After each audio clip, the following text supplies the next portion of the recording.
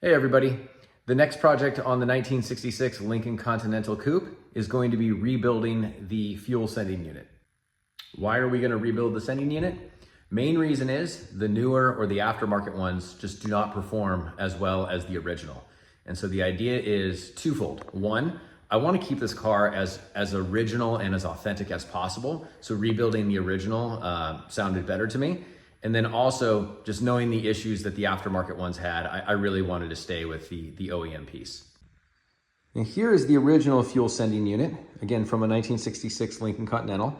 I don't know if this is bad or good. I've seen some others that look a lot worse than this, but what I'm going to do is I'm going to send this out to Lincoln Land and I'm going to have them rebuild this. But before rebuilding it, I first want to check what the resistance is so we can check it now, and then check it again once we get it back from Lincoln Land. We're now going to check the resistance of the fuel sending unit, and I have my digital multimeter here set up for ohms, and you'll see that we have 3 terminals here. So the first terminal will be for the fuel sender terminal. The second one is, the middle one is the ground terminal, and the one over here is going to be the low fuel warning terminal. So the 2 that we want to work with here are going to be the middle one, which is the ground, and the top one, which is the fuel sending terminal.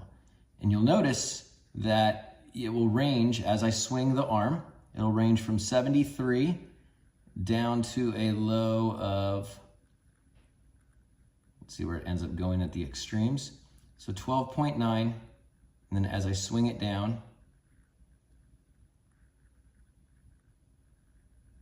it will then end up in the, well, now it's in the 90 to 100 range.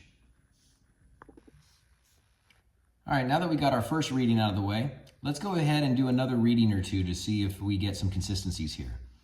So I'm going to swing the arm again, and so you're going to see that we're going to go from 73, and the numbers are going to kind of jump all over the place, and then it's going to end in the 11.x range, and then swinging it back the other way.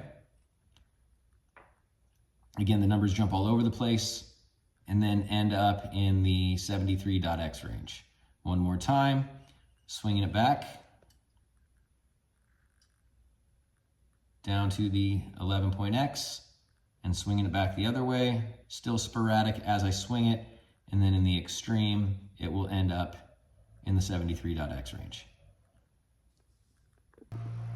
That completes our initial test of the fuel sending unit. I'm now gonna pack it up, send it out to Lincoln Land, and get her rebuilt.